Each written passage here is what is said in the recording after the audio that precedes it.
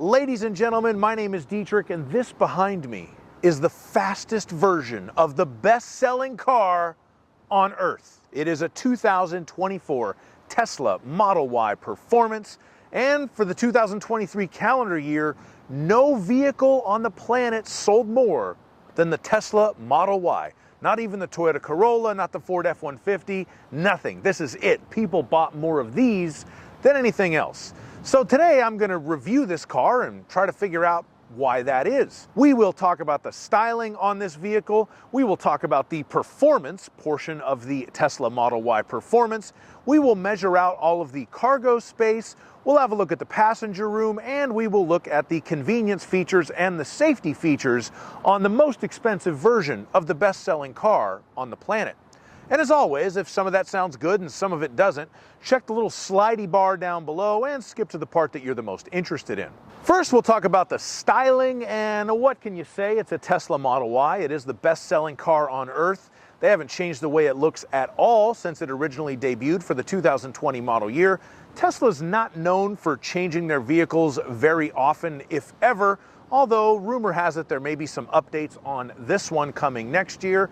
It always kind of bothered me that they call this a SUV, but it doesn't really have the kind of ground clearance or stance that I typically associate with SUVs. It just kind of looks like somebody put a big air pump into a Model 3 and pumped it up. It's got kind of an egg-like silhouette that I've never been a fan of. But I do like the 21-inch Uber turbine wheels on this particular performance model. I also think it looks quite good in this stealth gray paint. If you tinted the windows out a little bit more, it'd probably look even better. And since it is a performance, it does have this little carbon fiber spoiler on the back of it. So I guess that's something worth mentioning. But other than that, it's pretty much just a Tesla Model Y. That's what they look like, and by now you should have seen one since it is the best-selling car on Earth.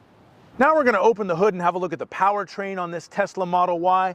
This car is equipped with a 3-phase, 4-pole induction motor in the front, a 3-phase, 6-pole internal permanent magnet motor in the rear, a drive inverter with regenerative braking system, a microprocessor-controlled lithium-ion battery, and an onboard charger and J1772 charging adapter.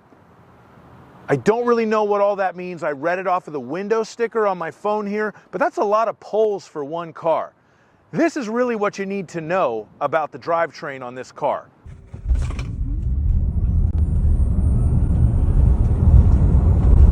Oh my God. This car is amazingly fast. It's a ton of fun to drive. I'm sure as far as electric powertrains go, it's good because it's a Tesla. Who really cares? This is why kind of, let's say, older school car guys like myself don't get so excited about electric cars because electric motors are all the same. There's no personality there. But this car is properly fast, and I do enjoy driving it for that reason, and I respect it for that reason. Now it's time to measure out the cargo room, so we will open the power rear hatch, get the laser tape measure, and do just that. The length of the rear cargo area from the back of the rear cargo area to the bottom of the back seat with the seat up is 3 feet and 5 inches.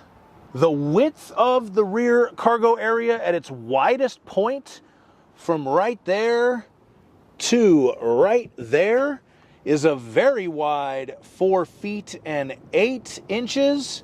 And these little cubby holes go way down as well. So you have some pretty good room here to put, you know, various knickknacks, gallons of milk, bottles of olive oil, whatever, from the grocery store. A lot of useful storage there.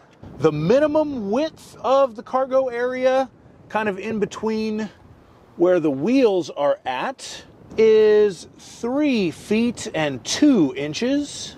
The maximum height of the cargo area from the roof at the top of the opening to the floor is 2 feet and 3 inches.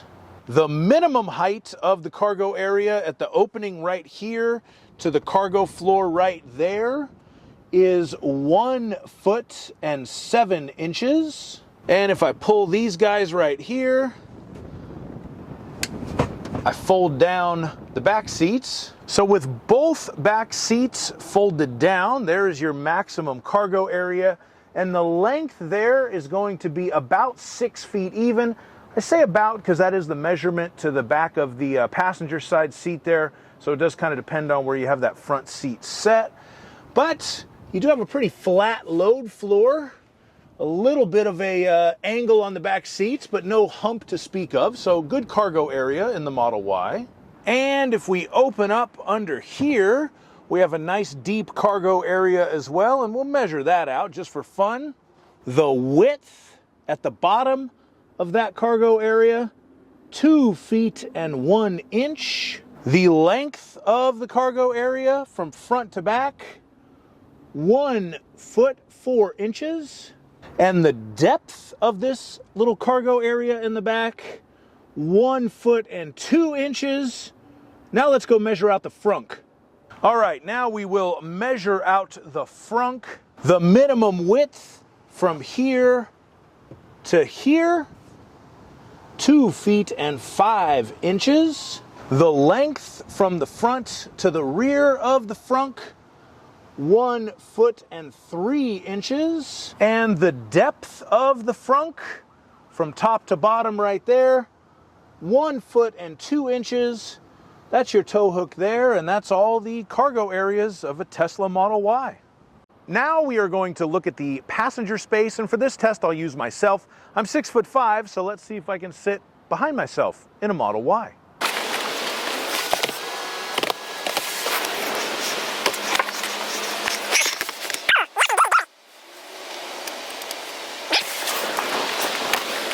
Okay, so the answer to this question is yes, most definitely. I'm sitting in the front, my knees are not touching. I'm sitting upright, but I do have plenty of headroom. And if I get in the back,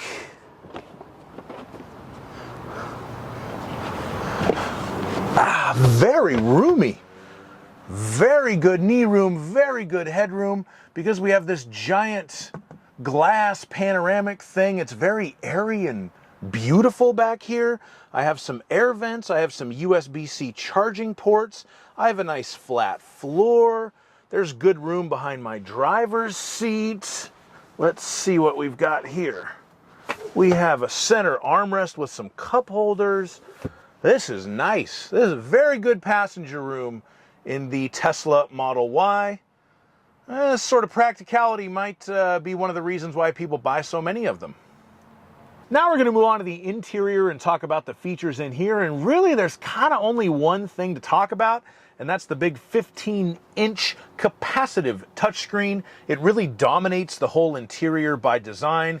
You basically have the touchscreen, you have the 2 scrolly wheel buttons on the steering wheel, you have the stalk for the windshield wipers, the gear shift, and you have a button to open the door and power window buttons, gas pedal, brake pedal, and power seat controls on the side of the power seat. And that's literally it in this Tesla Model Y.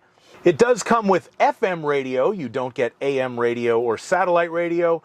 You can hook your phone up and use Bluetooth for phone calls and audio streaming, but it does not include any sort of Apple CarPlay or Android Auto. Even though it lacks CarPlay and Android Auto, you can access various apps through your phone if you download them and hook them up to the car. It has Spotify, so you can listen to the latest episode of Joe Rogan. It has something called Tidal, Apple Music, Apple Podcasts, karaoke, all sorts of different stuff. And in there you will also find the Tesla Arcade and the Tesla Toy Box.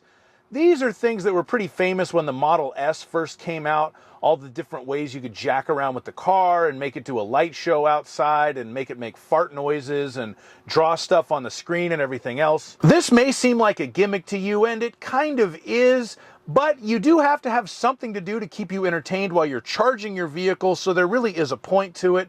You know, if you're sitting there for 20 to 40 minutes at a Tesla supercharger station, it will give you something to do to kill the time, so that's always nice. You do get a navigation system built in, but if you would like the live traffic and other updates like that, you will have to pay either $9.99 a month or $99 for a full year of data connection.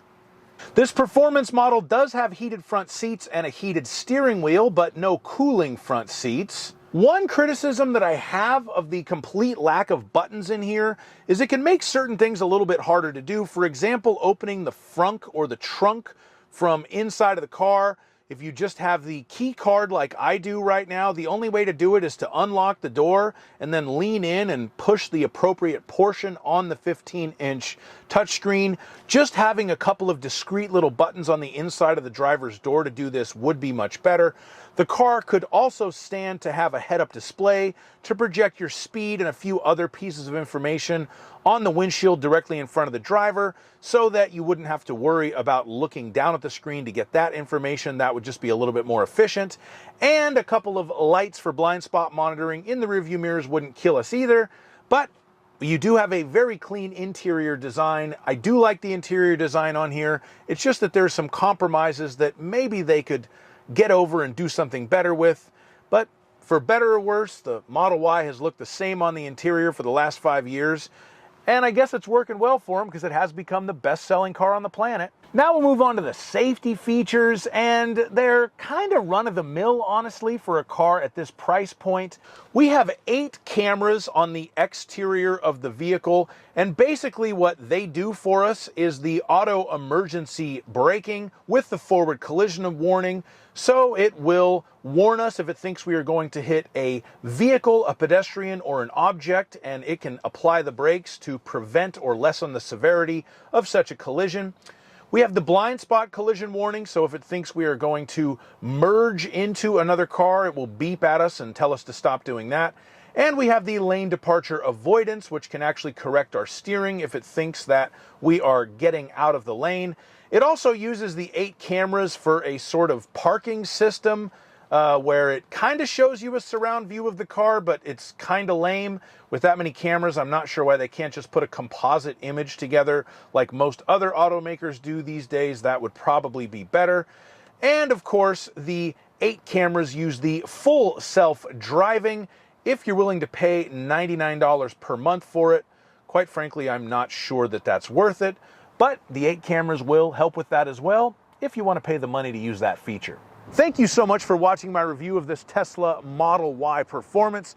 I have to admit this car isn't really my cup of tea, although I do love the performance on it, and I can see why people buy so many of them because it is very practical and very fuel efficient, I suppose, if you have a place to charge it. So anyway, if you have a Model Y, congratulations. You're part of a very big club of the best-selling cars on Earth. And if you liked my video, please like the video, subscribe to my channel, and have a great day. Bye-bye.